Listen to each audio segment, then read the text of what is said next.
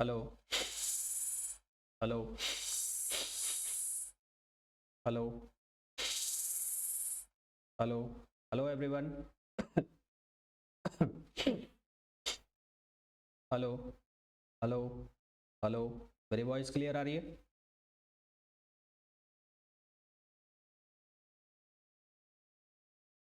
Hello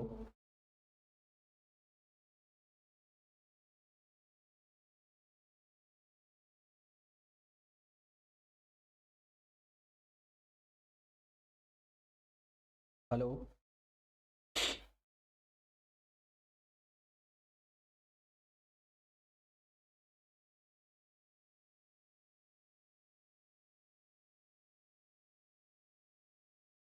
hello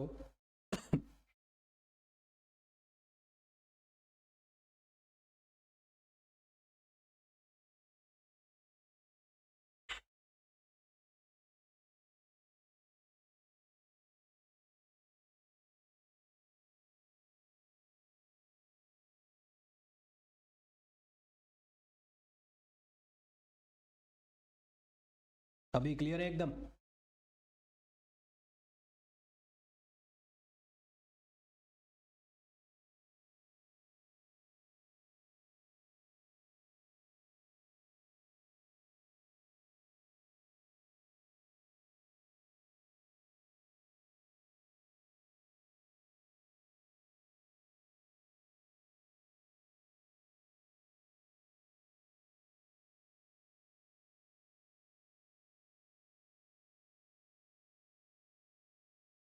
अब भाई जो भी लाइव आ गए हैं जल्दी से प्लीज एक बार कंफर्म कर दीजिए मेरी वॉइस क्लियर है, ऑडियो वीडियो क्लियर है नहीं है?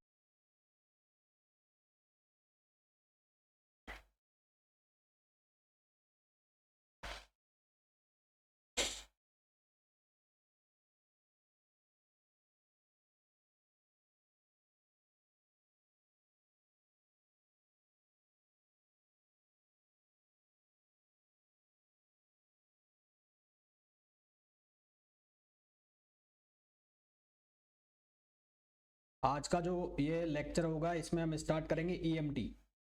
ईएमटी में भी जो आज और कल हम डिस्कस करेंगे, हम डिस्कस करेंगे electric charge and electric field.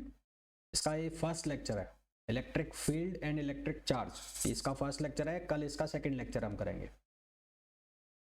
Good morning भाई, गुड मॉर्निंग।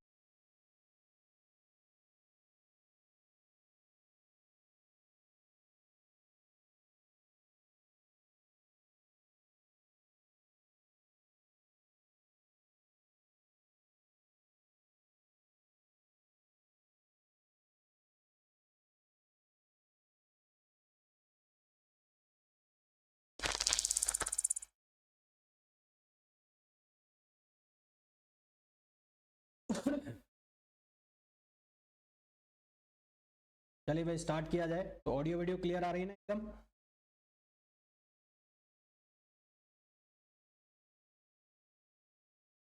तो हम स्टार्ट करें सीधा कूलम्स लॉ से।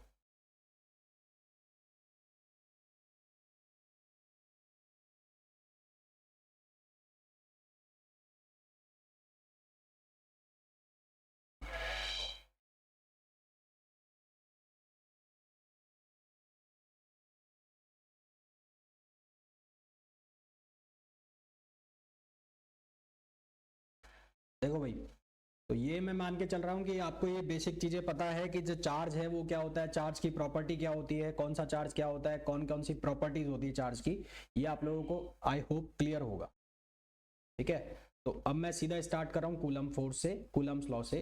तो कूलम्स लॉ क्या कहता है कि दो चार्ज यदि रेस्ट में है, दो चार्ज रेस्ट में है, एक के ऊपर चार्ज है Q1 और एक के ऊपर चार्ज है Q2, और उनके बीच की जो डिस्टेंस है वो R है,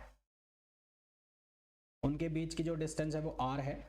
तो उन दोनों के बीच का जो फोर्स है, जिसको हम कूलम फोर्स कहते हैं, उसको कैसे लिखा जाता है? F equals to K Q1 Q2 over R square. F equals to K Q1 Q2 over R square. और यहां पर जो K है, ये K, इस K की वैल्यू बराबर होती है 1/4 पाई एप्सिलॉन, 1/4 पाई एप्सिलॉन और साथ में लिखा हुआ है एप्सिलॉन नॉट, ये एप्सिलॉन है, ठीक है। या इसको मैं ऐसे लिख दूं, पहले मैं इसको ऐसे लिख देता हूं 4 पाई एप्सिलॉन नॉट। तो ये किसके लिए? वैक्यूम के लिए, for vacuum.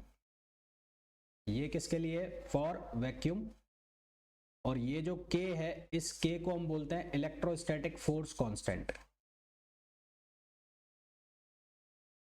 Electrostatic force constant, इस इलेक्ट्रोस्टैटिक फोर्स कांस्टेंट की वैल्यू फिक्स है 9 into 10 power 9, 9 into 10 power 9। Unit अगर निकालोगे तो newton metre square per coulomb square, ये इसकी यूनिट आएगी, newton metre square per coulomb square.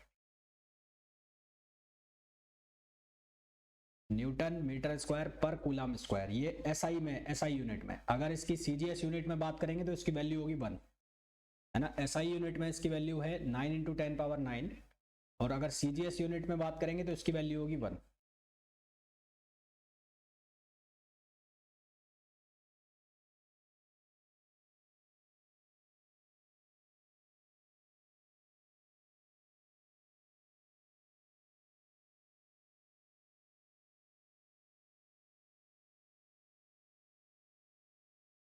ये फॉर्मूला देखा होगा, epsilon R equals to epsilon upon epsilon not.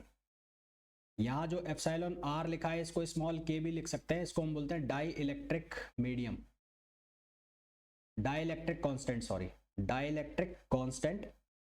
या इसको हम बोलते हैं रिलेटिव परमिटिविटी, रिलेटिव परमिटिविटी। ये जो एप्सिलॉन आर है, या जो डाई इलेक्ट्रिक कांस्टेंट बोल लो, परमिटिविटी बोल लो, इसकी वैल्यू किसके बराबर होती है? Permittivity of medium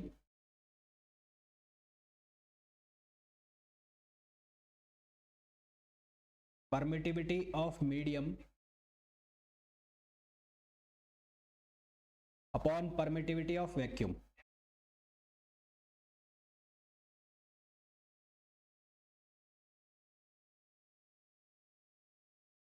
permittivity of medium upon permittivity of vacuum, ठीक है। तो ये जो फॉर्मूला लिखा है मैंने कूलम्स लॉ का, ये लिखा है वैक्यूम के लिए। मैं वापस से एक बार बता देता हूं, यहां पर ये जो फॉर्मूला लिखा है Q1 Q2 upon 4 pi epsilon R square, ये है किसके लिए? फॉर वैक्यूम के लिए, फॉर वैक्यूम के लिए। एग्जैक्टली ये जो फॉर्मूला होता है, ये ऐसे होता है Q1 Q2 upon 4 pi epsilon, और ये हो गया आर स्क्वायर, ये है फॉर मीडियम। यहां पर जो ये एप्सिलॉन है, ये है permittivity of medium, permittivity of medium.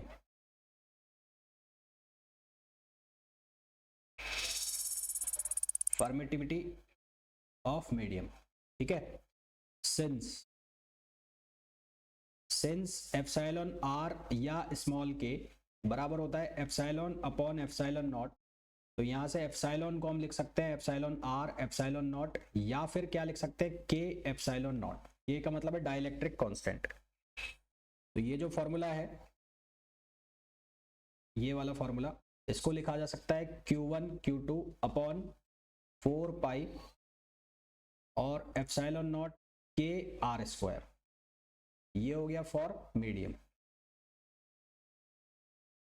अगर मैं इसको लिख दूं फर्स्ट, और इसमें यहां लिख दूं वैक्यूम, और ये लिख दूं मीडियम, इसको लिख दूं मैं सेकंड, तो इन दोनों में अगर रिलेशन बनाना हो फर्स्ट एंड सेकंड में, तो relation between first and second, तो फर्स्ट एंड सेकंड के बीच में क्या रिलेशन बनेगा? FM, ये लिखा हुआ है Q1 Q2 अपॉन के अलग कर लिया मैंने, और 4 pi epsilon naught R square. तो ये पूरी की पूरी जो वैल्यू है, ये किसके इक्वल हो गई? FV के ऊपर। तो FM जो है वो किसके बराबर हो गया? FV अपॉन के, इसके बराबर हो गया FV अपॉन के। दैट मीन्स कि यदि जो चार्ज है वो किसी मीडियम के अंदर रखे हुए हैं, चार्ज यदि किसी मीडियम के अंदर रखे हुए हैं, तो उनके ऊपर लगने वाला जो कूलम फोर्स है, उसकी वैल्यू रिड्यूस हो जाती है। कितने टाइम्स रिड्यूस हो जाती है? डाइलेक्ट्रिक कांस्टेंट के बराबर रिड्यूस हो जाती है। ठीक है, तो यहां नोट लगा के हम लिख सकते हैं when charges are placed in a medium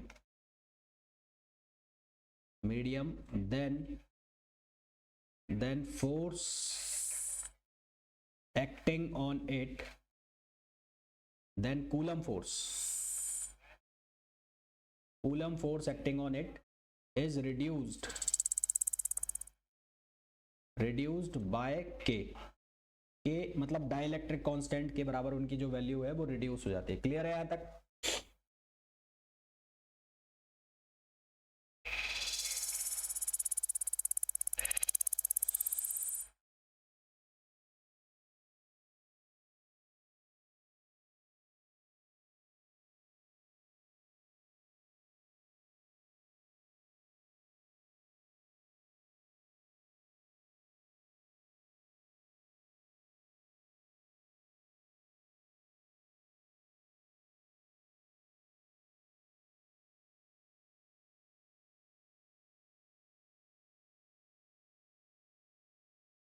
अब ये k की वैल्यू कुछ जो कांस्टेंट्स है उनके लिए फिक्स है, जैसे कि k की वैल्यू अगर हम बात करें वैक्यूम के लिए, तो वैक्यूम के लिए इसकी वैल्यू हो जाती है 1। वाटर के लिए अगर बात करें तो वाटर के लिए इस k की वैल्यू होती है 80।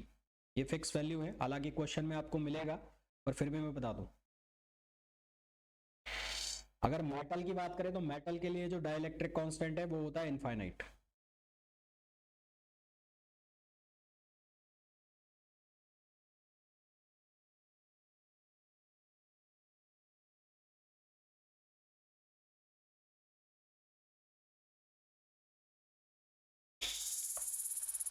अब देखो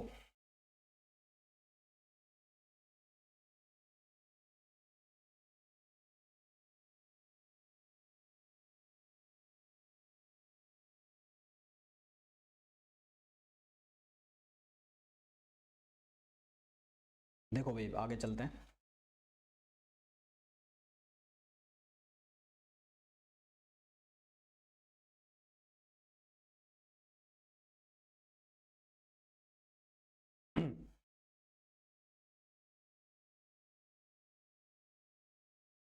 हमारे पास 3 केस है। एक केस ये है, यहां पर है Q1, यहां पर है Q2 और इन दोनों के बीच की जो डिस्टेंस है वो R है। फिर से मैंने ये बनाया और इस बार इसको मैंने डाल दिया डाइलेक्ट्रिक में, पूरा का पूरा डाइलेक्ट्रिक इंसर्ट कर दिया पूरी विड्थ के लिए। ये डाइलेक्ट्रिक है और एक केस ये है, और जो डाइलेक्ट्रिक इस बार मैंने डाला है वो इस विड्थ के अंदर डाला है। ये डाइलेक्ट्रिक डाल दिया और डाइलेक्ट्रिक की जो विड्थ है वो T है। पहला केस है जो वो है वैक्यूम का, दूसरा केस है मीडियम, और तीसरे में पार्टली मतलब जो डाइलेक्ट्रिक है वो पार्टली पार्ट में डाइलेक्ट्रिक है और पार्टली जो है वो वैक्यूम। तो इन 3 केस के अंदर फोर्स की वैल्यू क्या होगी वो हमें निकालनी है। पहले केस के अंदर जो फोर्स की वैल्यू होगी वो होगी 1/4 पाई epsilon not Q1 Q2 upon R²। ये वैक्यूम के लिए, इसमें हमें कोई दिक्कत ही नहीं है। सेकेंड केस के लिए भी हमने वैल्यू लिखी थी, कितनी आई थी, Q1 Q2 upon 4 pi epsilon not K upon R², K into R²। ये पूरे जब मीडियम के अंदर डाइलेक्ट्रिक फिल किया गया है। अब जो तीसरा पार्ट है इसमें केवल T पार्ट में डाइलेक्ट्रिक है, T R- T पार्ट के अंदर डाइलेक्ट्रिक नहीं है। तो इसके लिए एक इक्विवेलेंट लेंथ लिखी जाती है।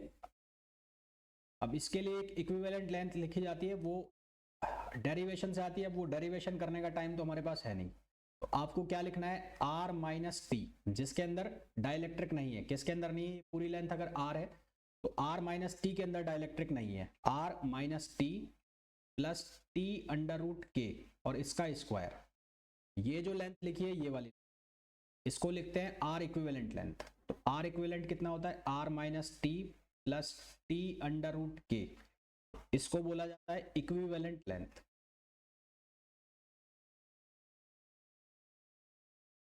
Equivalent distance. और जो k है वो k क्या होता है, डाइलेक्ट्रिक कांस्टेंट।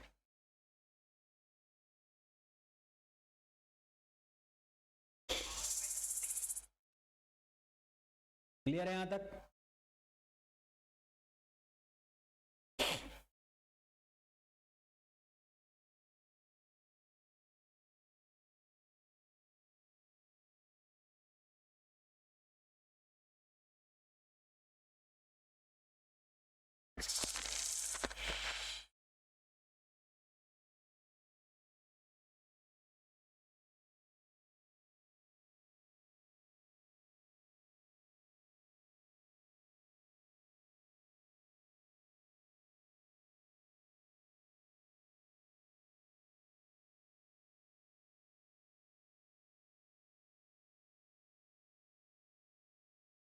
अब पहले कुछ क्वेश्चन करेंगे, फिर उसके बाद आगे बढ़ेंगे।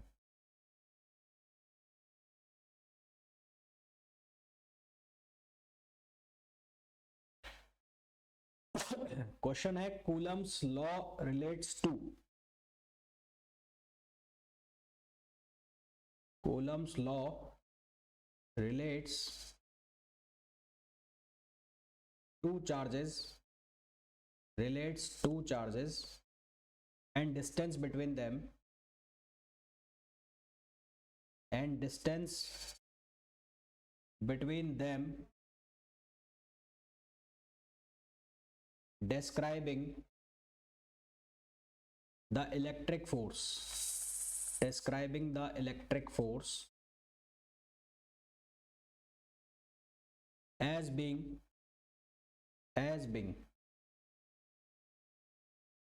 ऑप्शन ए है proportional to the sum of charges, proportional to the sum of the charges,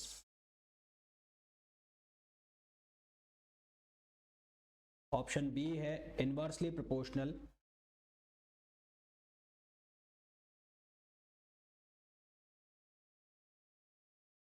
inversely proportional to the distance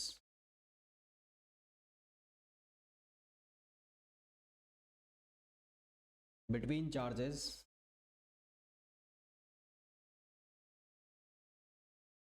option C है proportional to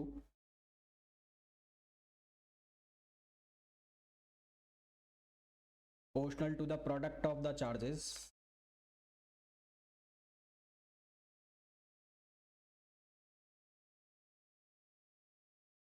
product of the charges, and inversely proportional to the distance, inversely proportional to the distance।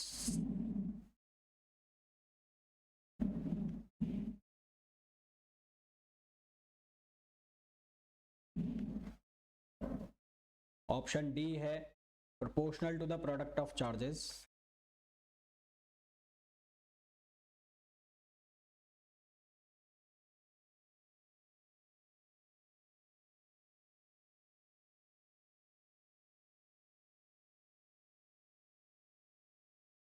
and inversely proportional to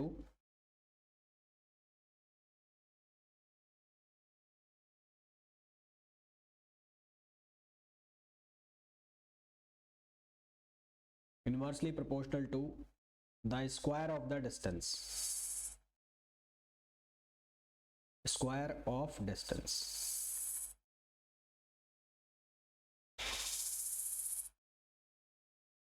तो हमें पूछा है Coulomb's law relate the two charges and distance between them describe the electric force as being. इसमें से ये पूछा है कि कूलम फोर्स के लिए कौन सा फॉर्मूला जो है उसको मैथमेटिकली ना पूछकर थ्योरेटिकली पूछा है, तो इनमें से कौन सा सही होगा। पहला पूछा है कि proportional to the sum of charge, यानी कि इसमें ये लिखा है जो कि गलत है।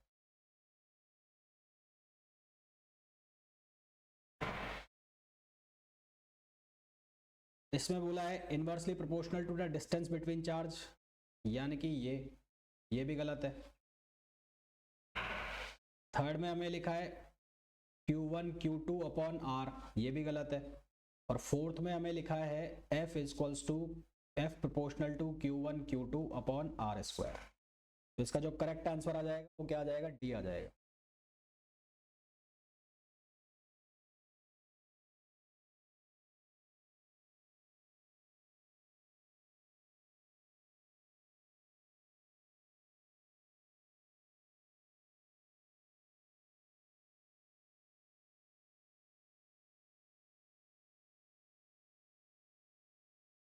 नेक्स्ट क्वेश्चन पे आइए। Question number 2। क्वेश्चन नंबर 2 में बोला है the constant K, the constant K का मतलब है electrostatic force constant in Coulomb's law, in Coulomb's law depends on,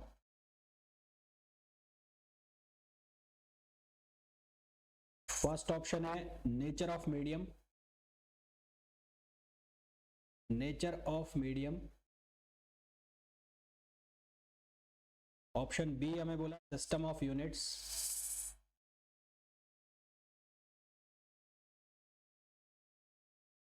option C है इंटेंसिटी ऑफ चार्ज,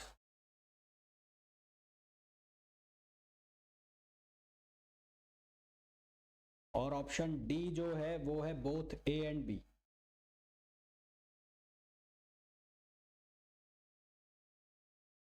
बताओ क्या ऑप्शन आएगा।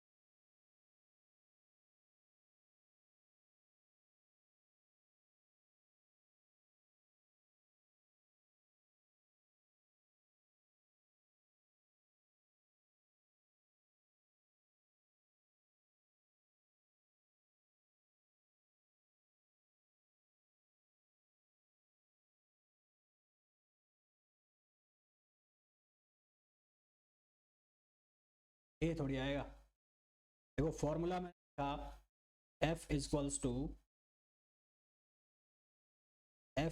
To K Q1 Q2 upon R, या फिर ऐसे लिख रहा हूं 1 upon 4 pi epsilon R Q1 Q2 upon R।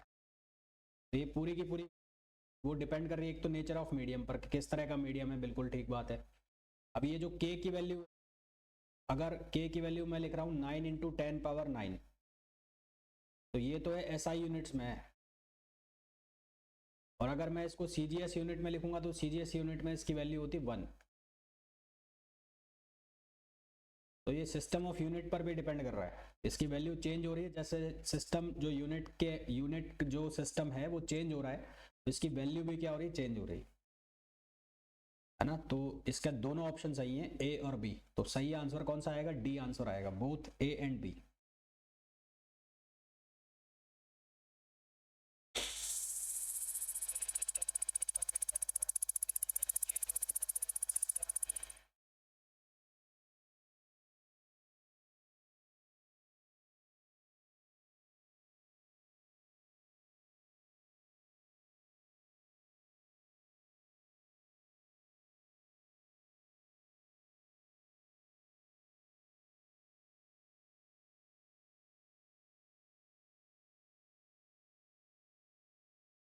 Next question पे आइए।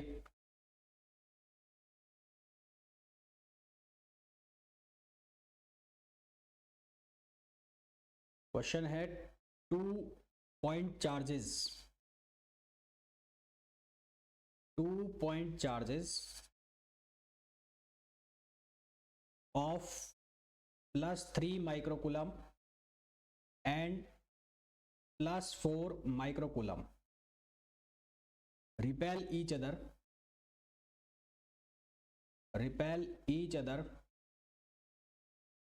with a force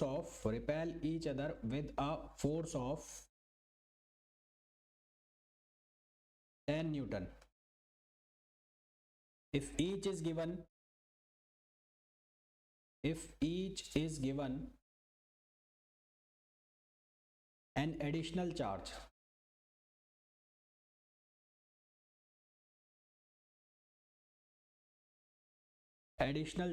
of -6 microcoulomb, the new force is,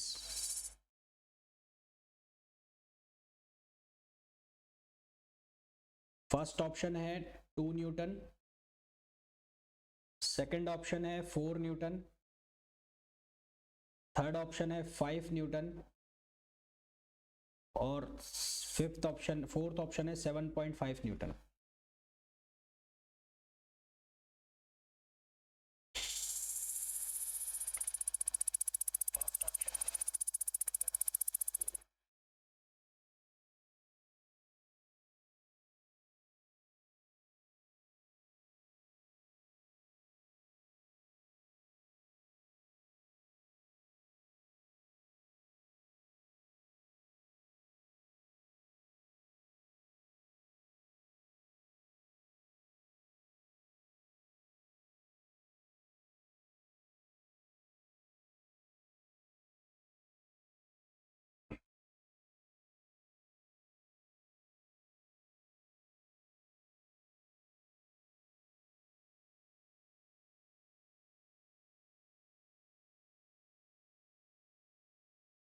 देखो क्वेश्चन में बोला है दो चार्ज,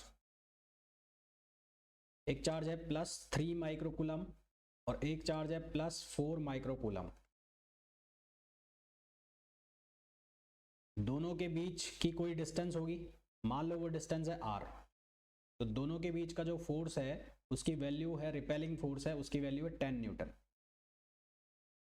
तो ये हो गया k q1 q2 यानी कि 3 × 4 12 अपॉन r²। ये हो गई इक्वेशन फर्स्ट। फिर बोला if each is given an additional charge of -6 microcoulomb, तो एडिशनल चार्ज दे दिया 6 का, तो ये हो जाएगा 3 प्लस का 3 और माइनस का 6, तो ये वाला चार्ज हो जाएगा -3 है ना, और ये चार्ज हो जाएगा -2। तो F1 मैं लिख लेता हूं, तो इसकी वैल्यू कितनी हो जाएगी 3 × 2 = 6 ओवर r²। डिवाइड करो तो 10 Newton upon F1 equals to हो गया ये 12k अपॉन r², और ये हो जाएगा 6k ओवर r²। तो k से k कैंसिल हो गया, r² से r², 6 टाइम 2, तो F1 की जो वैल्यू आ जाएगी वो आ जाएगी 5।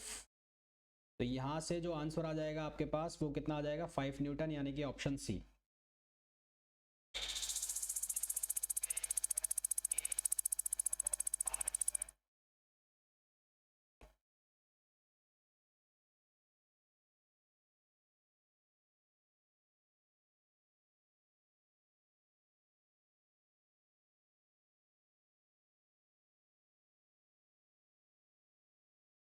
क्लियर है यहां तक सभी का?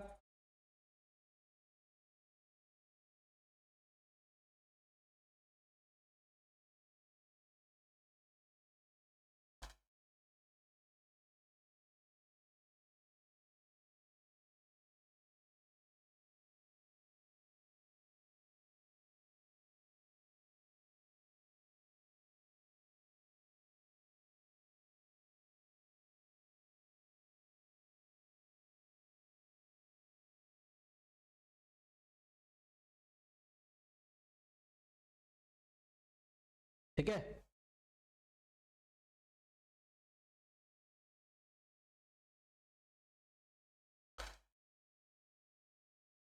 तो ये तो बात हो गई इसकी कूलम फोर्स की। अभी तक हमने जो कूलम फोर्स पढ़ा ये हम लोग डिस्कस किया किसके फॉर्म में, स्केलर क्वांटिटी के फॉर्म में या वेक्टर के फॉर्म में, इसको हमने डिस्कस नहीं किया। यदि हमें इसको वेक्टर के फॉर्म में पढ़ना हो, किसको, कूलम्स लॉ को, कूलम्स लॉ को अगर मैं वेक्टर फॉर्म में डिस्कस करना चाहता हूं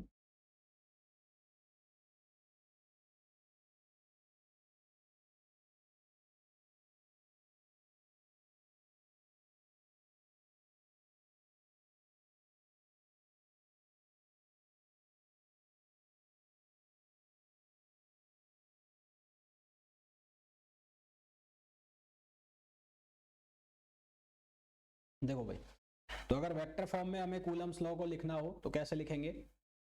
हमने एक कोऑर्डिनेट सिस्टम लिया जिसके 3 कोऑर्डिनेट एक्सिस हैं, एक्स वाई जेड, एक ओरिजिन है और 2 हमने चार्ज लिए Q1 और Q2। Q1 का जो पोजीशन वेक्टर है विद रेस्पेक्ट टू ओरिजिन वो है R1 और Q2 का जो पोजीशन वेक्टर है with respect to R2 with respect to origin वो है R2।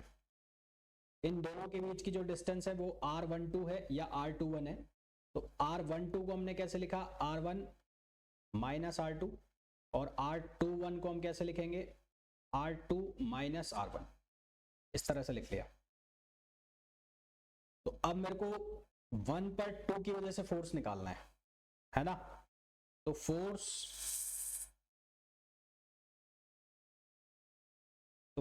On 1, force on 1 due to charge 2, due to charge 2, तो वो कैसे लिखेंगे? वो लिखेंगे F12। तो ये वैल्यू किसके बराबर होगी? ये वैल्यू बराबर होगी KQ1 Q2 और इनके बीच की जो डिस्टेंस है वो डिस्टेंस कितनी है? R12 है। कितनी डिस्टेंस है? R12। ठीक है, और उसका क्या करना है? स्क्वायर करना है। पर अब मैं इसको वेक्टर फॉर्म में लिखना चाहता हूं क्योंकि मैं इसमें अब यूनिट वेक्टर लगा रहा हूं, यूनिट वेक्टर इंट्रोड्यूस कर रहा हूं R12। ये डायरेक्शन किधर होगी फोर्स की? अब आपको ये बहुत अच्छे से पता है कि यूनिट वेक्टर के लिए क्या होता है? n vector upon magnitude vector का। तो R12 जो वेक्टर है यूनिट वेक्टर, उसको आप कैसे लिख सकते हैं? R12 वेक्टर अपॉन R12 का मैग्नीट्यूड। तो R12 को जब आप वेक्टर के फॉर्म में लिखेंगे तो कैसा लिखा जाएगा? R12 वेक्टर अपॉन R12 का मैग्नीट्यूड। और ये वैल्यू को जब आप यहां पर प्लेस करेंगे तो R12 का क्यूब हो जाएगा और R12 किसके इक्वल है? R1 minus R2। तो ये लिखा जाएगा R1 माइनस R2 का क्यूब हो जाएगा और ऊपर क्या रहेगा? R1 minus R2। तो ये हो गया force on 1 due to charge 2, force on 1 due to charge 2। Similarly अगर F21 लिखना चाहते हैं तो F21 जो है वो क्या हो जाएगा? KQ1 Q2 over R2 minus R1, इस पूरे का क्यूब और R2 माइनस R1। ये किस फॉर्म में हो गया? ये कूलम फोर्स हो गया किसके फॉर्म में? वेक्टर के फॉर्म में। क्लियर है यहां तक?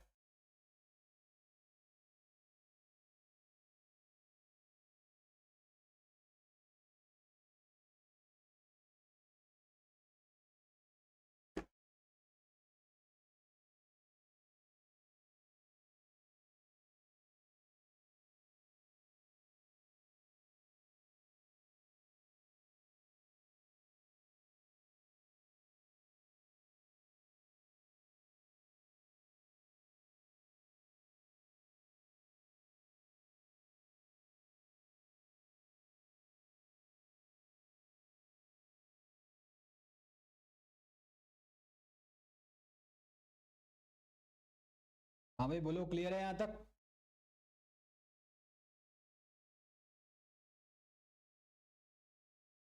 यस और no?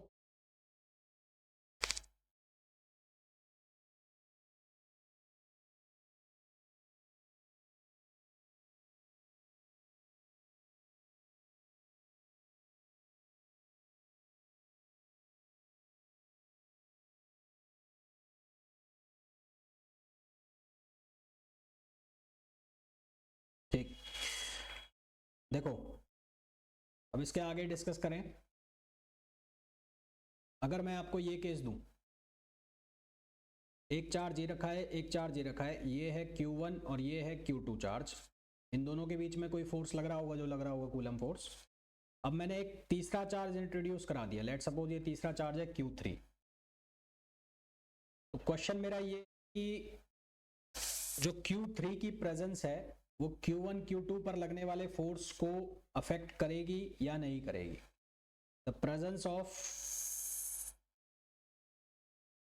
presence of Q3 affect the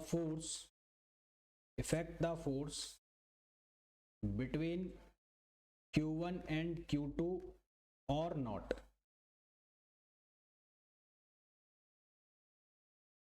Presence of Q3 affect the force between Q1 Q2, क्या ये इसको इफेक्ट करेगी या नहीं करेगी? नहीं, ऐसा कोई चक्कर नहीं है, वो लिखने के अलग अलग तरीके हैं। R12 को आप R1 माइनस R2, कई बुक्स में R1 माइनस R2 लिखा हुआ है, कई बुक्स में R2 माइनस R1 लिखा हुआ है, तो वो नोटेशन के तरीके अपने अलग अलग तरीके होते हैं।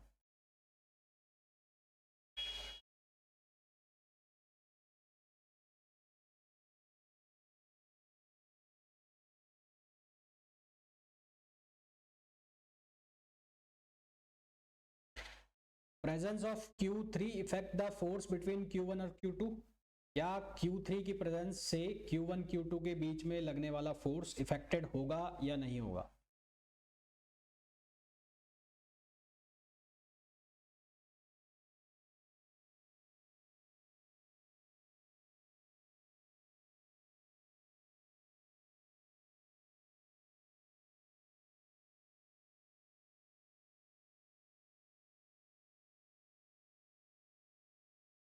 देखो भाई, इन दोनों के बीच में जो इंडिविजुअल फोर्स लगेगा F12 या F21, उसकी वैल्यू कितनी होगी? KQ1 Q2 upon R square. नहीं होगा, KQ1 Q2 upon R square. तो Q3 की जो प्रेजेंस है, Q3 की प्रेजेंस से Q1 और Q2 के बीच में लगने वाला जो फोर्स है वो इंडिपेंडेंट होगा। ठीक है, तो force between coulomb force,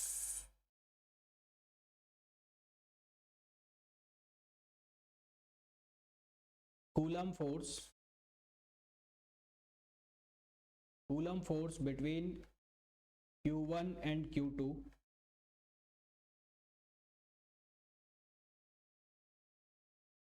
is independent of presence of any other charge।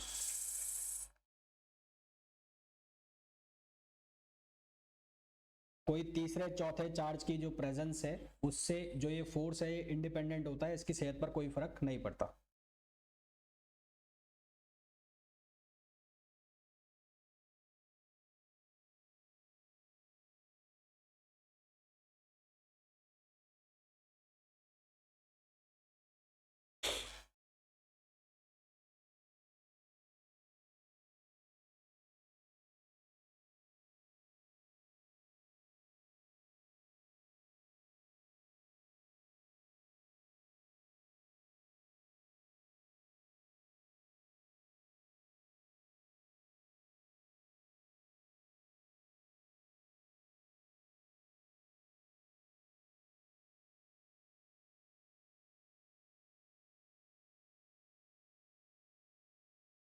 Next question, question ऐसे है, 2 point charges, 2 point charges plus Q and plus 4Q are at distance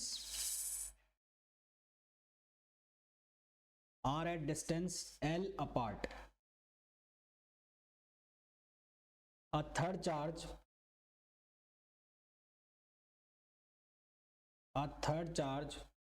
is so placed that the entire system is in equilibrium, that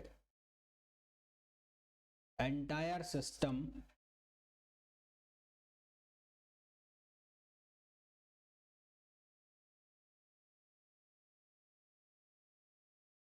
is in equilibrium, then find out the third charge।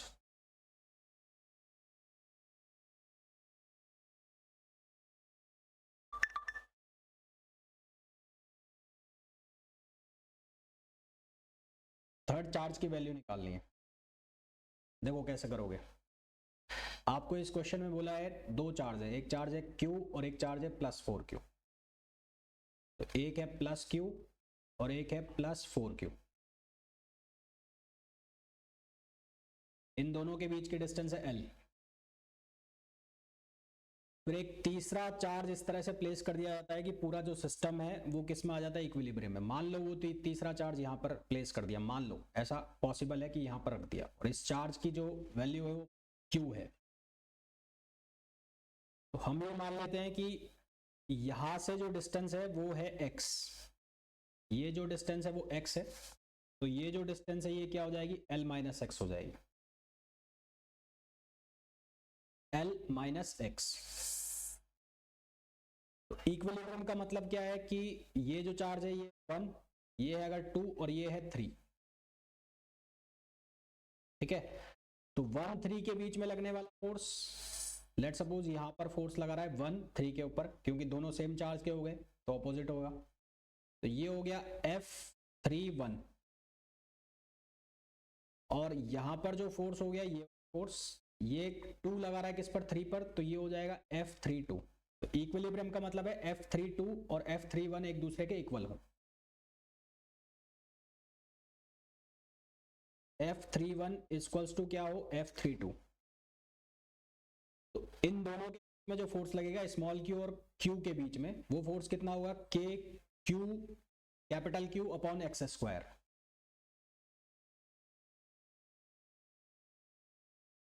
और इन दोनों के बीच में जो force लगेगा वो कितना लगेगा, 4q into Q, के 4q into Q upon l minus X square.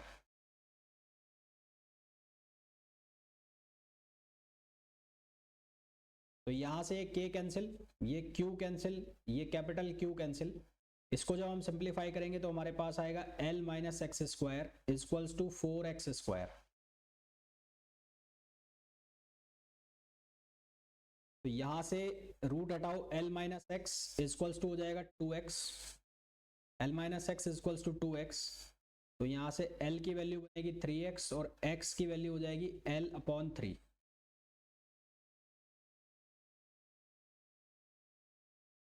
x की वैल्यू कितनी हो जाएगी, l अपॉन 3।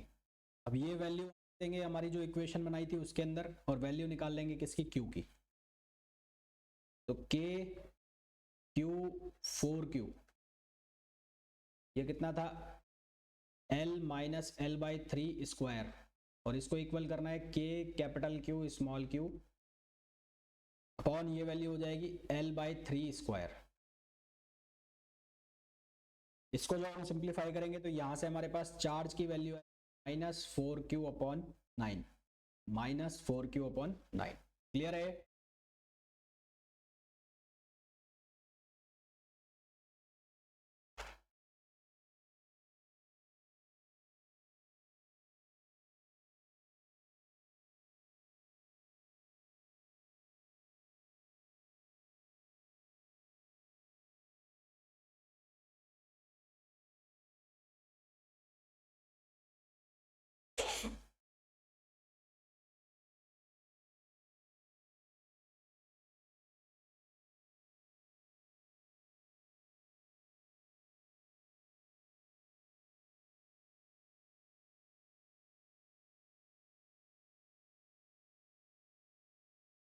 फिर देखो, एक थ्योरम होती है जिसको कहते हैं सुपरपोजिशन थ्योरम।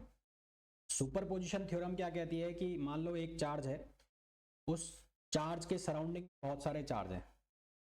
बहुत सारे चार्ज होने का मतलब, लेट सपोज एक चार्ज है Q1, एक चार्ज है Q2, एक चार्ज है Q3। तो इन सभी चार्जेस की वजह से इसके ऊपर फोर्स लग रहा होगा, मतलब Q2 और Q के बीच में एक फोर्स आ रहा होगा, कूलम फोर्स। Q और Q3 के बीच में एक कूलम फोर्स आ रहा होगा, और इसी तरह से Q और Q1 के बीच में एक कूलम फोर्स आ रहा होगा।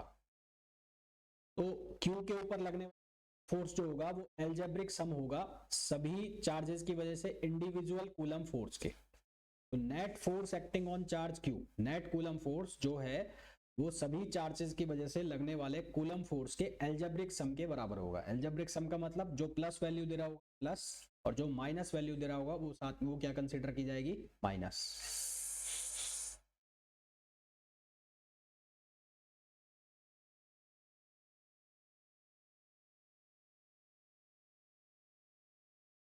देखो अब एक चीज मैं तुम्हें बता रहा हूं, हालांकि शायद तुम्हें पता हो कि अगर एक पॉइंट के ऊपर दो फोर्स काम कर रहे हैं, एक फोर्स ऐसे है F1 और एक फोर्स है F2, तो इनका जो रिजल्टेंट है, इनका रिजल्टेंट इनका रिजल्टेंट का जो लिखने का तरीका है आर, वो होता है F1 square plus F2 square plus 2F1 F2 cos theta. Theta क्या होता है? इन दोनों के बीच का एंगल, इन दोनों फोर्स के बीच का एंगल होता है थीटा। ये दोनों क्या कहलाते हैं? रिजल्टेंट फोर्स कहलाते हैं। ये जो आर है ये क्या कहलाता है? इनका रिजल्टेंट कहलाता है। क्लियर है यहां तक बात?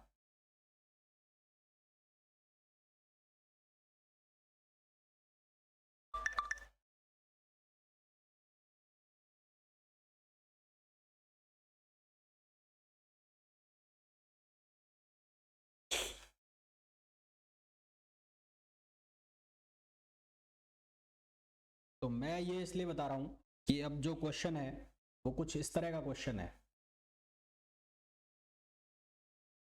कि मैंने आपको एक 3 चार्ज का सिस्टम दिया। ये 3 चार्ज का सिस्टम है, इसको लिखा मैंने B, इसको लिखा C और इसको लिखा A। यहां पर जो चार्ज है वो प्लस Q है, यहां पर जो चार्ज है वो प्लस Q है, और यहां पर जो चार्ज है वो प्लस Q है। ये एक इक्विलेटरल ट्राइंगल है। कौन सा ट्राइंगल है? इक्विलेटरल ट्राइंगल है। और ट्राइंगल की जो साइड है वो है A। इक्विलेटरल ट्राइंगल है, ट्राइंगल की साइड है A। तो हमें बताना है कि what will be the force on any charge, किसी भी चार्ज के ऊपर लगने वाले फोर्स की वैल्यू क्या होगी। What will be the force on any charge, किसी भी चार्ज के ऊपर लगने वाले फोर्स की वैल्यू हमें बतानी है। देखो इसको हम कैसे करें, मान लेते हैं कि ए चार्ज के ऊपर हम फोर्स निकालने वाले हैं। तो ये दोनों पॉजिटिव चार्ज हैं, पॉजिटिव है तो ये क्या करेंगे? रिपेल करेंगे। तो बी की वजह से जो ए पर फोर्स आएगा वो आएगा इस डायरेक्शन में, ऐसे जाएगा। और इसको लिख लिया मैंने एफ ए बी। ए पर बी की वजह से जो फोर्स लगेगा उसकी वैल्यू कितनी हो जाएगी? के क्यू स्क्वायर ओवर ए स्क्वायर, इनके बीच के डिस्टेंस ए है। इसी तरह से सी की वजह से जो ए पर फोर्स लगेगा वो इस डायरेक्शन में जाएगा, और ये हो जाएगा एफ ए सी। इसकी वैल्यू भी सेम होगी कि एफ के क्यू स्क्वायर ओवर ए स्क्वायर। अब ये जो एंगल, ये एंगल कितना डिग्री का है? 60 डिग्री का।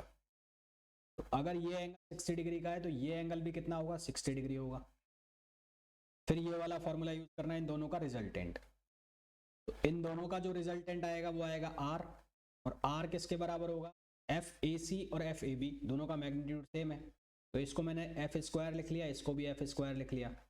ये हो जाएगा 2f स्क्वायर, दोनों के बीच का एंगल हो गया 60 डिग्री। तो cos 60 डिग्री, cos 60 डिग्री की वैल्यू क्या होती है? 1/2, 1/2 से 1/2 कैंसिल। तो ये r की जो वैल्यू है ये बन जाएगी f√3, f√3। और f की जो वैल्यू कितनी है? के क्यू स्क्वायर अपॉन ए स्क्वायर। तो ये हो जाएगा के क्यू स्क्वायर √3 अपॉन ए स्क्वायर। क्लियर है यहां तक सभी को आंसर? ये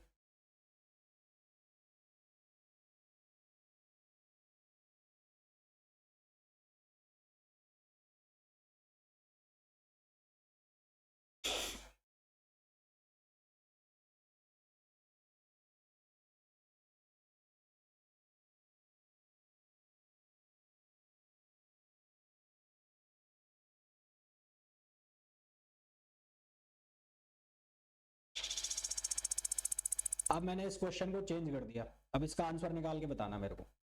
अब मैंने जो क्वेश्चन है वो उसको ऐसे कर दिया,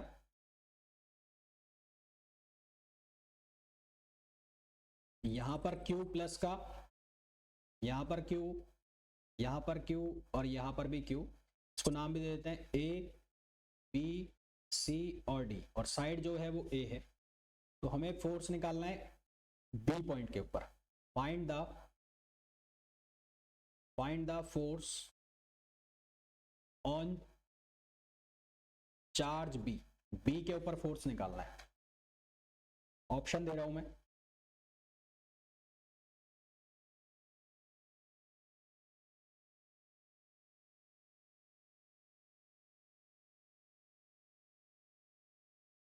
three Q square over 4 pi epsilon naught A square.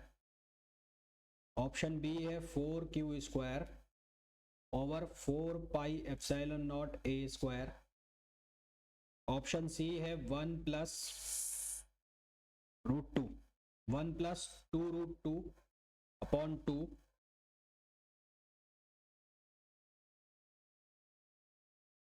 Q square upon 4 pi epsilon naught A square. और डी ऑप्शन है 2+1/√2 Q square upon 4 pi epsilon naught A square.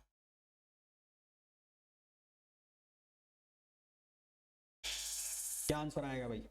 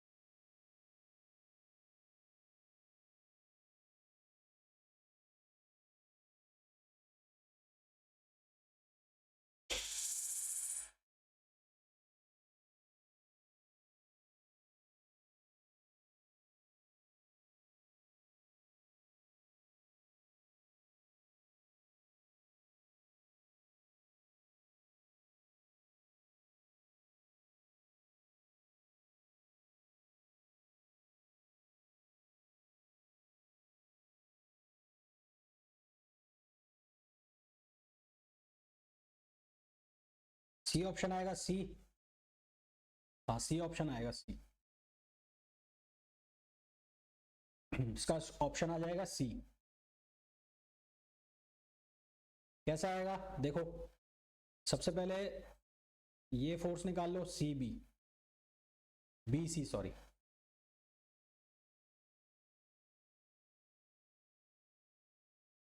ये आ जाएगा बी सी और ये आ जाएगा बी ए।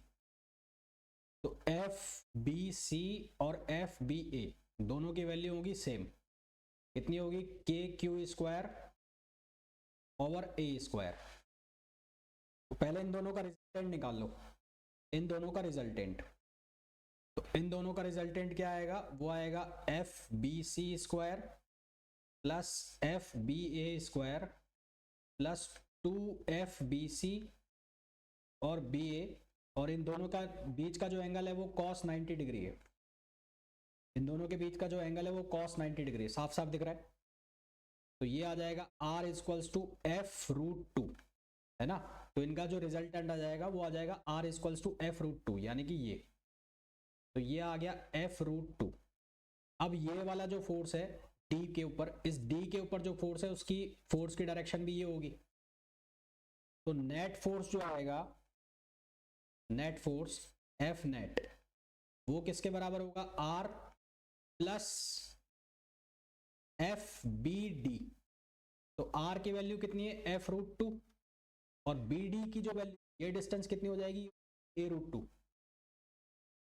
तो ये कितना हो जाएगा? KQR² अपॉन इनके बीच की डिस्टेंस A√2। A√2 का मतलब हो गया 2A²। और यहां से अब ये F की वैल्यू रखो, तो ये हो गया √2 KQ² अपॉन A²। और ये कितना है? KQ² upon 2A²। जब इसको सिंप्लीफाई करोगे तो यहां से आंसर बन रहा है तुम्हारा C, यानी कि 2 तो एलसीएम आ गया, ये बनेगा 1+2√2 और ये बन जाएगा KQ² ओवर A²। तो ऑप्शन सी इसका करेक्ट आंसर आ जाएगा। क्लियर है यहां तक सभी को?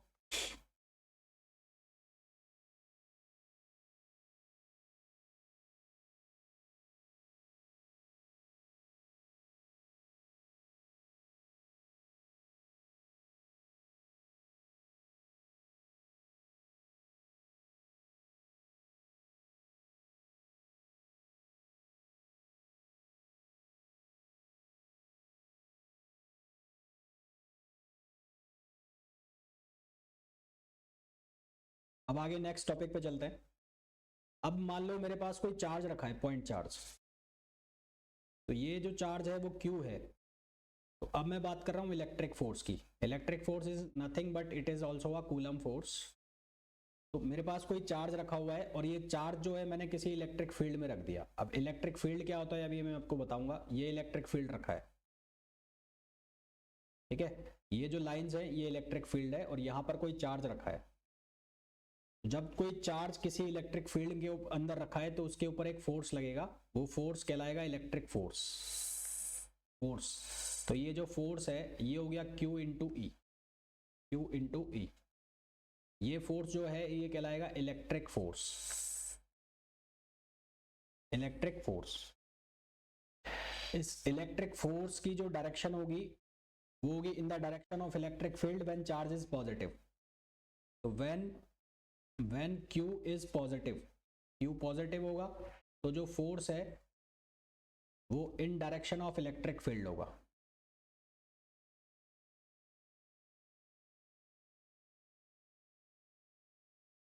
और जब ये Q नेगेटिव होगा तो जो फोर्स है वो इलेक्ट्रिक फील्ड के ऑपोजिट डायरेक्शन में लगेगा।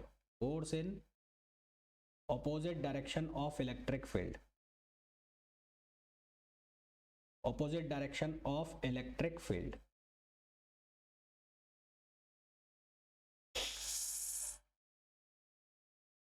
क्लियर यहां तक बात सभी को?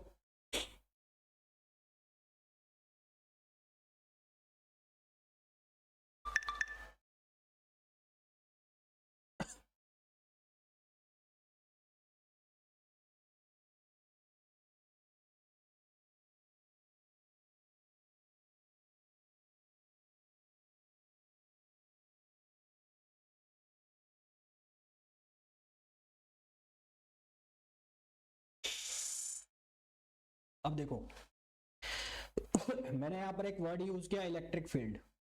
इलेक्ट्रिक फील्ड क्या कहानी है वो देख लेते हैं पहले हम। इलेक्ट्रिक फील्ड, ये कोई चार्ज है Q, एक चार्ज है Q और एक चार्ज है Q नॉट। ये जो Q नॉट है इसको मैंने बोला टेस्ट चार्ज। Test charge. तो जब मैं इस Q नॉट चार्ज को इस Q के रेंज में लेके आऊंगा, Q की रेंज में लेके आऊंगा, इसके पास लेके आऊंगा, तो मान लो इन दोनों के बीच की जो डिस्टेंस है वो है R। इन दोनों के बीच की जो डिस्टेंस है वो क्या है R। तो इन दोनों के बीच में एक फोर्स लगेगा, सिंपल सी बात है, कूलम फोर्स। और वो कूलम फोर्स की वैल्यू कितनी हो गई? KQ1 Q not upon R square, ये वैल्यू हो गई।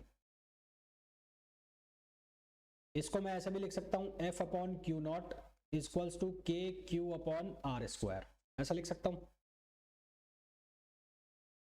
ऐसा लिख सकते हैं ना। और ये F अपॉन Q नॉट जो है इस वैल्यू को लिख दिया मैंने E, तो E इक्वल्स टू हो गया KQ अपॉन R स्क्वायर। अब ये है क्या, यहां पर कहानी क्या है? कहानी कुछ ऐसी है कि ये टेस्ट चार्ज है। जब ये टेस्ट चार्ज इसकी रेंज में आया, इसकी रेंज में आया, इस Q चार्ज की रेंज में आया, तो इस टेस्ट चार्ज के ऊपर एक फोर्स लगा रहा है। कौन? ये वाला चार्ज, सोर्स चार्ज इसको कह रहे हैं हम, इसको हम कह रहे हैं सोर्स चार्ज।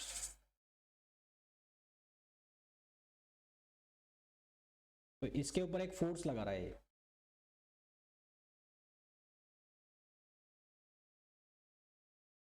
ठीक है। तो इलेक्ट्रिक फील्ड क्या है कि इलेक्ट्रिक फील्ड का मतलब है कि यहां पर अगर मैग्नीट्यूड वाइज देख रहे हो, फॉर्मूला वाइज देख रहे हो, तो force per unit test charge, force per test charge. तो अगर मैं इसको डेफिनेशन के अकॉर्डिंग डिफाइन करें, अगर इसकी डेफिनेशन हम देना चाहें तो क्या होगा? जब एक टेस्ट चार्ज को किसी सोर्स चार्ज के पास ले जाया जाता है, सोर्स चार्ज के पास ले जाया जाता है, तो वो रेंज, वो फील्ड जहां तक टेस्ट चार्ज सोर्स चार्ज का इफेक्ट फील करता है, इफेक्ट फील करने का मतलब इसकी वजह से इसके ऊपर लगने वाला फोर्स फील करता है, तो उस रेंज को या उस फील्ड को हम क्या कहते हैं? इलेक्ट्रिक फील्ड कहते हैं। इन अ सिंपल वर्ड कि when a test charge is taken near about a source charge, then the range or field in which the test charge feel the effect of source charge is known as electric field. Electric field is nothing but effect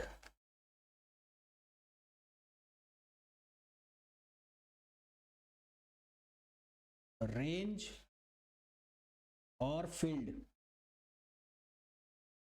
in which a test charge can feel the effect of a source charge. Source charge is known as electric field.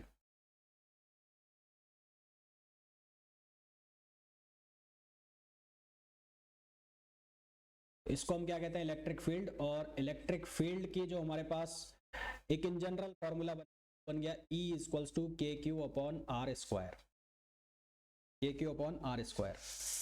ये अगर हम vector के form में लिखना चाहें, in vector,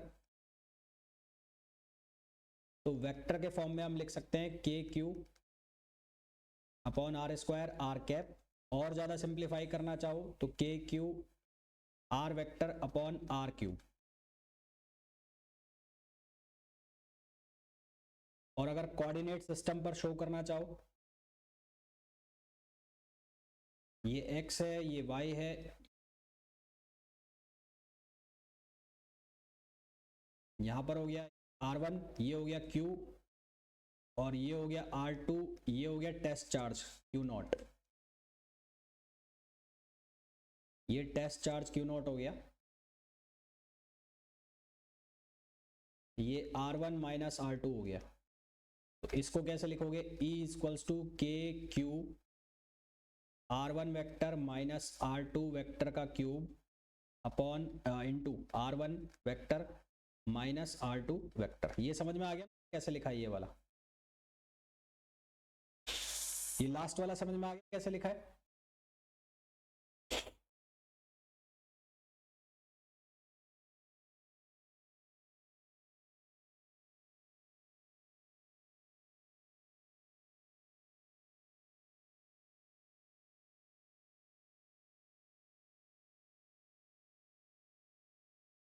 अगर जो charge है सोर्स चार्ज पॉजिटिव है।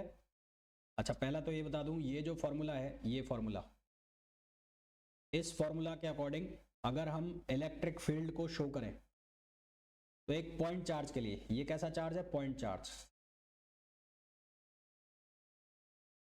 चार्ज के लिए इलेक्ट्रिक फील्ड प्रोपोर्शनल हो गया 1/r²। 1/r² का मतलब जो इलेक्ट्रिक फील्ड की डायरेक्शन है वो रेडियली आउटवर्ड्स होगी, रेडियली आउटवर्ड्स, अगर चार्ज पॉजिटिव है। और ये सिमेट्रिक फैलेगा, सिमेट्रिक, रेडियली सिमेट्रिक।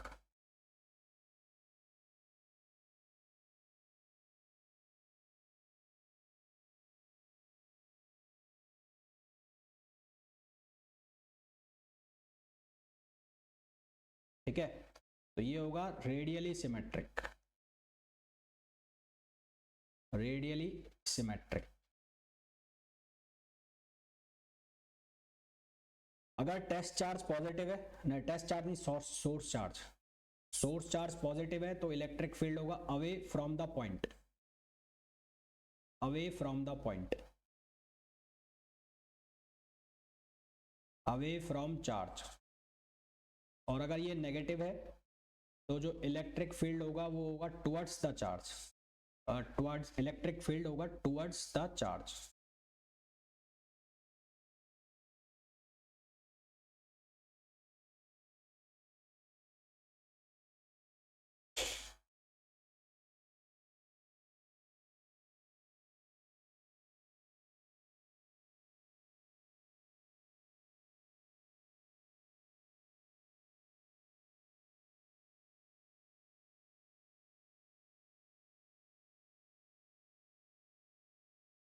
यहां पर भी प्रिंसिपल ऑफ सुपरपोजिशन अप्लाई होगा।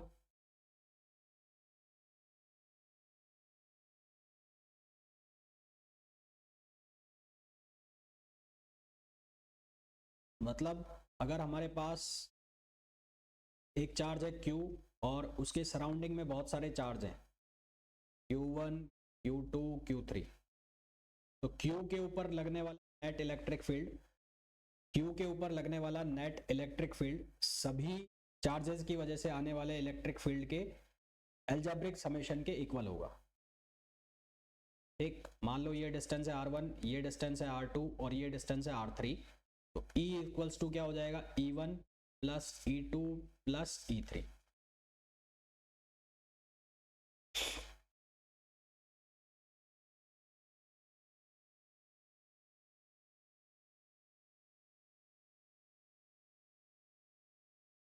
तो ये जितने भी चार्ज हैं सारे के सारे डिस्क्रीट चार्ज हैं, डिस्क्रीट चार्ज। डिस्क्रीट का मतलब है अलग अलग। ये जो हैं ये सारे के सारे डिस्क्रीट चार्ज हैं। अगर आपके पास कंटिन्यूअस चार्ज डिस्ट्रीब्यूशन होता,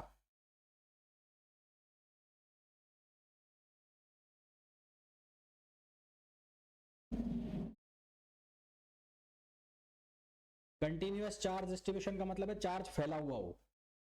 फैला हुआ हो कैसे कि एक लाइन के फॉर्म में फैला हुआ हो। जैसे कि तीन तरह के होते हैं, एक होता है लाइन चार्ज, एक होता है सरफेस चार्ज और एक होता है वॉल्यूम चार्ज।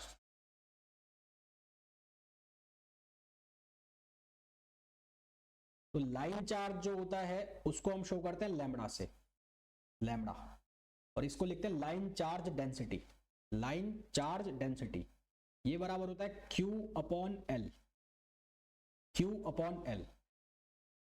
एग्जाम्पल के लिए आपको ऐसा बोला कि एक रॉड है, रॉड, इस रॉड की लेंथ होगी L, है ना, और इसकी जो लाइन चार्ज डेंसिटी आपको दे दी लैम्बडा, आपको गिवन है ये, गिवन है ये। आपको बोला जाए कि इस लाइन चार्ज की वजह से इलेक्ट्रिक फील्ड निकालो, तो इसको कैसे करेंगे हम, जब इस तरह के केस हो जिसमें कंटिन्यूअस चार्ज डिस्ट्रीब्यूशन हो, तो उस केस में हम क्या करते हैं, एक एलिमेंट मान लेते हैं, एक एलिमेंट। तो हम क्या मान लेते हैं, एक छोटा सा एलिमेंट मान लिया हमने, ये छोटा सा एलिमेंट मान लिया। उस छोटे से एलिमेंट की हम लेंथ ले लेते हैं dx, इस केस के लिए लेंथ कितनी ले ली, dx, और इस छोटे से एलिमेंट का हम निकालते हैं चार्ज dq। तो वो dq सबसे पहले महाभारत है कि उसको हम कैसे निकालें, तो वो छोटा सा चार्ज हम कैसे निकालेंगे, हमें लाइन चार्ज डेंसिटी दे रखी है, लाइन चार्ज डेंसिटी। तो जो चार्ज डेंसिटी है लैम्बडा, उसको इस छोटी सी लेंथ से मल्टीप्लाई कर दो, लैम्बडा dx, है ना, उसको मल्टीप्लाई कर देंगे लैम्बडा dx, तो ये छोटी सी जगह का आ गया चार्ज। अब इलेक्ट्रिक फील्ड निकालना है, तो इलेक्ट्रिक फील्ड क्या होता है, k q upon r square होता है। तो यहां पर जो चार्ज ले लिया हमने कितना ले लिया, dq, यहां पर चार्ज कितना ले लिया, dq, और अपॉन जो भी डिस्टेंस पर हमें इलेक्ट्रिक फील्ड निकलवा रहा है, मान लो r पर निकलवा रहा है, तो ये हो जाएगा r स्क्वायर, ये स्मॉल चार्ज की वजह से निकल रहा है। पूरे के लिए क्या हो जाएगा, पूरे के लिए हो जाएगा k। अब ये dq की वैल्यू कितनी हो जाएगी, lambda dx upon r square या x स्क्वायर, जो भी डिस्टेंस आपको दी होगी उस डिस्टेंस पर इलेक्ट्रिक फील्ड निकल जाएगा। क्लियर है यहां तक। इसको कहते हैं linear charge density. Linear charge density का जो यूज होगा वो यूज होगा एक लॉन्ग वायर के लिए, रिंग के लिए, रिंग, लॉन्ग वायर, इनके केस में लीनियर चार्ज डेंसिटी का यूज होगा जब भी फॉर्मूला निकाला जाएगा। इसी तरह से जब आपको सरफेस चार्ज डेंसिटी की बात होगी, तो सरफेस चार्ज डेंसिटी को लिखेंगे सिग्मा से। ये सिग्मा बराबर चार्ज अपॉन एरिया, ये इक्वल होगा चार्ज अपॉन एरिया। तो इसके लिए जो dq है उसकी वैल्यू निकलेगी, वो निकलेगी sigma into D A, sigma into D A, और इसका जो इलेक्ट्रिक फील्ड निकलेगा वो निकलेगा k sigma into D A, और अपॉन जो भी आपको डिस्टेंस दे रखी होगी उसका square. Similarly volume charge density है उसको शो करेंगे रो से, rho stands for volume charge density, ये बराबर होगा चार्ज अपॉन वॉल्यूम, और यहां पर जो अगर आपको चार्ज निकालना है तो वो बराबर होगा रो इंटू डी वी। और यहां पर ये फॉर्मूला लिखा जाएगा E इक्वल्स टू के डी क्यू, डी क्यू की वैल्यू क्या हो जाएगी, रो डी वी अपॉन ये हो जाएगा एक्स स्क्वायर। क्लियर है?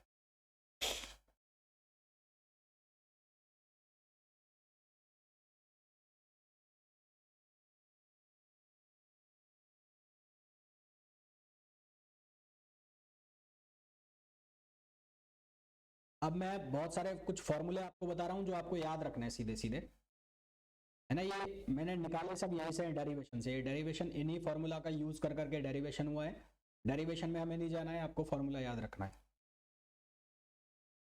जैसे कि electric field of a ring charge, एक रिंग चार्ज की वजह से हमें इलेक्ट्रिक फील्ड निकालना है किसी पॉइंट P पर।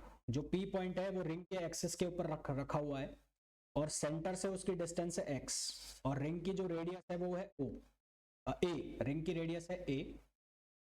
तो x एक्सिस में इलेक्ट्रिक फील्ड जो आएगा, x एक्सिस के अलोंग इलेक्ट्रिक फील्ड यानी कि Ex, उस Ex की वैल्यू क्या होगी, के क्यू एक्स ओवर ए स्क्वायर प्लस एक्स स्क्वायर और पूरे की पावर 3/2। ये फॉर्मूला आपको याद रखना है।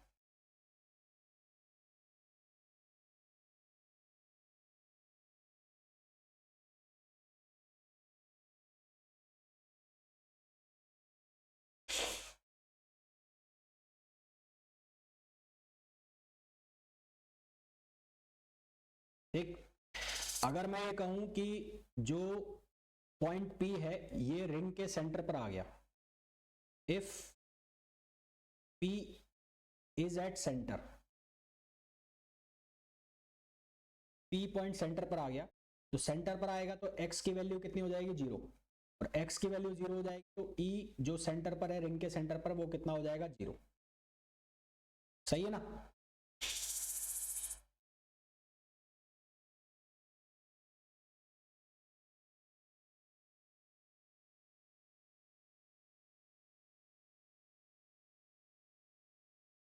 फिर हमें इसमें पूछ लिया जाता है कि ये जो इलेक्ट्रिक फील्ड है इसकी मैक्सिमम वैल्यू निकालो।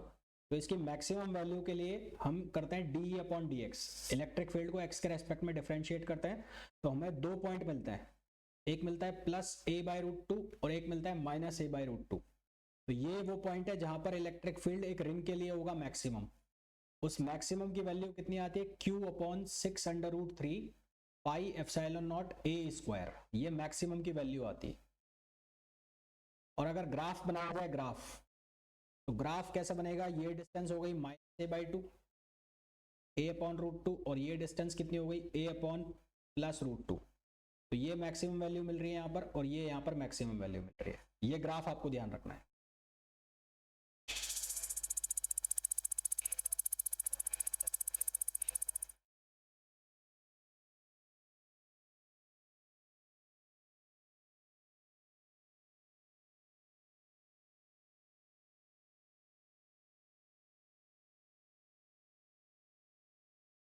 क्लियर?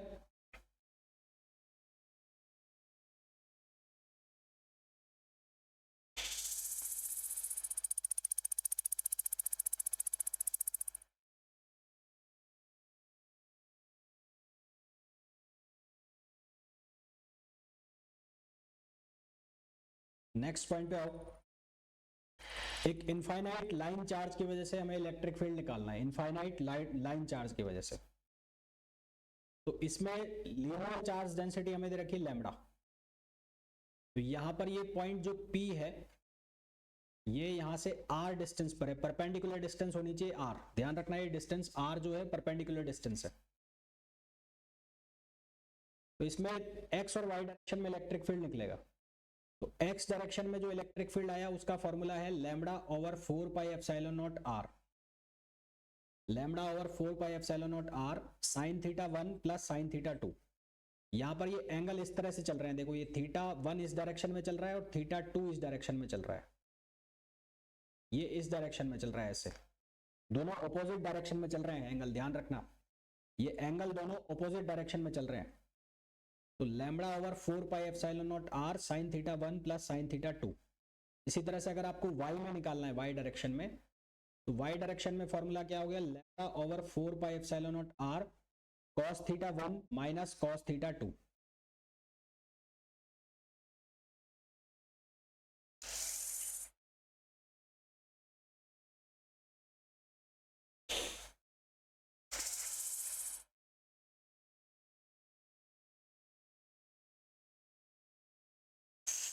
फिर आपसे ये कह दिया जाए कि जो वायर है बहुत लॉन्ग वायर है, या ऐसा कह दिया जाए कि इनफाइनाइट वायर है और उसके सेंटर पर पॉइंट पी है। इनफाइनाइट वायर है और इसके सामने जो सेंटर, उसके मिडिल में पॉइंट पी है। तो अगर पॉइंट पी मिडिल में, तो उस केस में θ1 और θ2 की वैल्यू हो जाती है π/2। θ1 और θ2 की वैल्यू हो जाती है π/2। तो π/2 अगर यहाँ पर रखोगे तो Ex की वैल्यू बनेगी λ/2πε0r और Ey की वैल्यू हो जाएगी 0। तो सीधा सा क्वेश्चन बन जाता है कि एक इनफाइनाइट लॉन्ग वायर के मिड पॉइंट पर, के सामने मिडिल पॉइंट पर अगर पॉइंट रखा है तो इलेक्ट्रिक फील्ड कितना होता है। इलेक्ट्रिक फील्ड हो जाता है λ/2πε0r। y की वैल्यू तो रिजल्टेंट भी कितना बनता है λ/2πε0r। अगर आपको यह कह दिया जाए कि जो ये वायर है, ये जो लॉन्ग है, इस लॉन्ग वायर के किसी एक एंड के सामने पॉइंट रखा है, किसी भी एक एंड के सामने पॉइंट रखा है, तो उस केस में जो एंगल है उनकी वैल्यू क्या हो जाती है, या तो θ1 = 0 और θ2 = π/2, या फिर ये हो जाता है θ2 = 0 और θ1 = π/2। यानी कि दोनों में से एक एंगल 0 हो जाता है, एक एंगल π/2 हो जाता है। दोनों में से एक एंगल 0 हो जाता है, एक π/2 हो जाता है। तो यहां पर जब हम इसको सॉल्व करते हैं तो Ex की वैल्यू आती है λ/4πε0r और Ey की वैल्यू भी आती है λ/4πε0r। इनका जब हम रिजल्टेंट निकालते हैं तो वो निकलता है √EX² + EY², जिसको सॉल्व करने पर वैल्यू आती है √2 λ/4πε0r। क्लियर?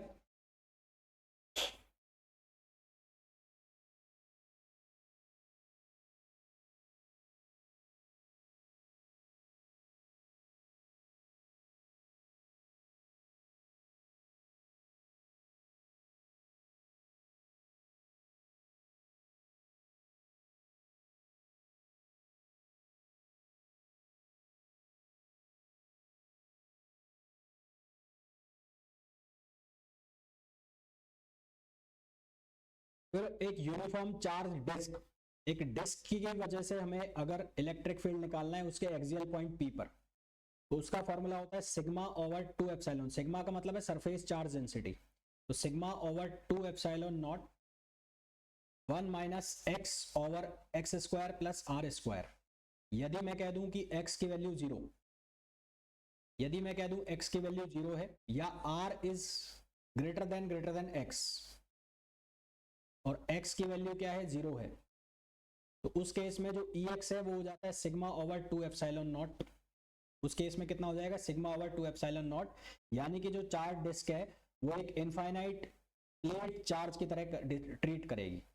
तो electric field produced by infinite plane sheet of charge is independent. तो ये जो डिस्क है ये इस केस में बिहेव करने लग जाती है infinite behave like as infinite plane sheet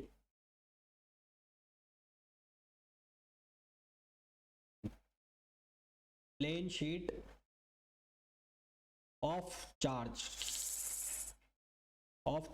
density sigma. और उसकी वजह से जो इलेक्ट्रिक फील्ड होता है वो होता है σ/2ε0। यहाँ साफ साफ दिख रहा है कि जो इनफाइनाइट प्लेन शीट है उसकी वजह से जो इलेक्ट्रिक फील्ड है वो इंडिपेंडेंट होता है डिस्टेंस से। वो डिस्टेंस से क्या होता है इंडिपेंडेंट होता है। और इलेक्ट्रिक फील्ड हमेशा इसके परपेंडिकुलर जाएगा। यानी कि अगर मैं इनफाइनाइट प्लेन चार्ज शीट बना रहा हूं, ये चार्ज शीट बना दी, तो इसकी वजह से जो इलेक्ट्रिक फील्ड जाएगा वो हमेशा परपेंडिकुलर होगा। अगर ये पॉजिटिव है तो ये लिखा जाएगा E = σ/2ε0 और अगर ये नेगेटिव है, अगर ये नेगेटिव है तो ये ऐसे लिखा जाएगा E = ऑपोजिट डायरेक्शन में हो जाएगा अंदर की तरफ σ/2ε0। क्लियर है?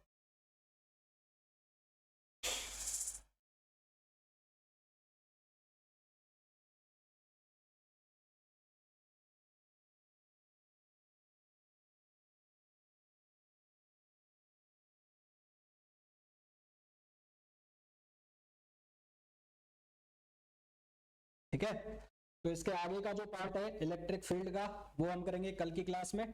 तो कल की क्लास में हम पहले तो इसके क्वेश्चंस करेंगे, फिर हम डाइपोल मोमेंट को डिस्कस करेंगे और फिर उसके बाद हम पोटेंशियल स्टार्ट करेंगे। तो कल हम जो इलेक्ट्रिक फील्ड वाला पोर्शन है वो पूरा का पूरा जो है वो फिनिश करके फिर परसों की क्लास में हम स्टार्ट करेंगे जो पोटेंशियल है और पोटेंशियल एनर्जी है उसको हम डिस्कस करेंगे।